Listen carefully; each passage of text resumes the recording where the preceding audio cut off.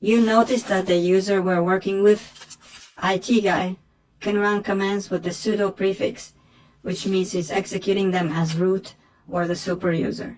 So if we try to run some random commands as another user right now, it won't work out at all.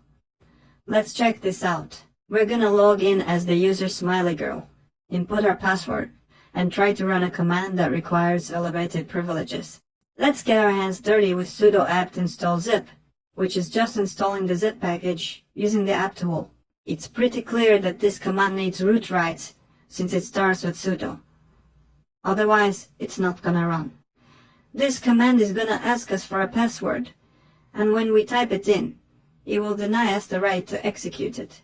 Clearly, smiley girl doesn't have root rights. Now, let's get back to our IT guy and figure this out. What actually gives a user root privileges? Let's take a look at the group list for both IT guy and smiley girl. If you type the groups command without specifying a username, it'll show you the groups of the current user. But if you specify a different user with the groups command, you'll see the groups for that user instead. And here we see that smiley girl only has one primary group with her name. Meanwhile, IT guy has a whole bunch of groups. So, it's actually the membership in one of those groups that grants him root rights. And that magical group is called sudo. This means that if we add any random user to the sudo group, they'll get root privileges too. Let's prove it. To manage groups, add a user to a group or remove a user from a group, we need to use the right options with the usermod command. If we forgot what those options are, we can always check the help. Typing usermod --help will show us that we have the option G, which lets us specify a list of additional groups for a user. And we shouldn't forget about the A option, which means append, so we can add additional groups without removing existing ones.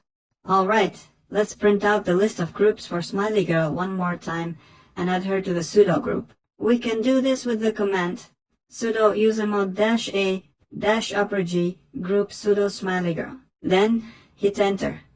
It might just ask for the password again. Let's check the group list for smiley girl again. And voila, now she's in the sudo group. Awesome.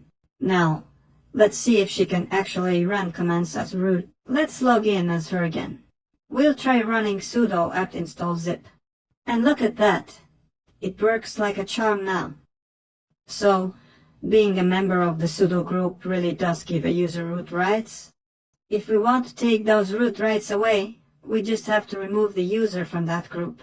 We can do so with the command del user. So, if we type sudo del user smiley girl sudo, we'll be taking smiley girl out of the sudo group. In this command, sudo at the beginning means we're executing del user as the root user, and sudo at the end is just the group from which we're kicking out the user smiley girl. Let's check out their groups again. Awesome! We've taken away their root privileges. Now, let's dig into why the sudo group is such a big deal. Do you remember when we tried to run sudo apt install zip but didn't have enough permissions? That line there tells us we're missing out because the user isn't in the sudoers file. So that means there's this file where all that info is stored, and guess what? It can also be edited. Let's take a peek at this file. You can find it at /etc/sudoers. But make sure you open it as root with that sudo prefix, otherwise it won't let you in. Any lines starting with a hashtag are just comments and not what we're interested in right now. Let's scroll down to the line that starts with root. And right next to it, we see the permissions granted to that user. You'll notice all is repeated 4 times, meaning the root user has every permission possible. They've got all the power. A bit lower, we spot another line with %admin, which has almost the same rights. Then there's %sudo, and it shows the same permissions as root. The syntax here is that if a line starts with a username, we can define permissions for that specific user right next to it. If it starts with a %sign followed by a group name, we're defining permissions for all users in that group. That's why %sudo gives the permissions for users in the sudo group. Now, let's break down what these notations mean. The first O is about the hostname from where the user is allowed to run commands. Then, there's all again in parentheses, which is the username allowed to execute commands.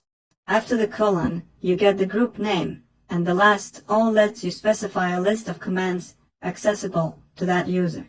So, those are the tools available in this file. Apart from the root user, it's super important to be careful when managing this file because changes happen instantly after saving. You could easily lose your root privileges. As we know, there are countless ways to shoot yourself in the foot in the neck. Before wrapping up the talk about users, let's tackle how to delete a user. We have the userdel command for that. You can check the help for it. And check this out. There's this handy -r key for removing, which means deleting the home directory and mailbox, if there's one, along with the user. Let's see how that works. Let's look into the /home directory. Remember, we have home folders for our users. Now let's delete a couple of users. We'll start with Smiley Girl. Now let's get rid of Big Boss. Oh wait, his actual name is not T-Boss, or rather Big Boss, while his home directory is named T-Boss. And that's the story behind it. We're gonna get rid of him with a -r trick, which also deletes his home directory. Let's check out the results. And just like that, we see that the boss's directory, which used to be the home folder for our user Big Boss, is gone. Meanwhile, the home directory for Smiley Girl is still hanging around. See, there are all sorts of ways to remove users. After we delete users, of course, all their info disappears from the files past WD, group, and shadow. There is no mention of them left here.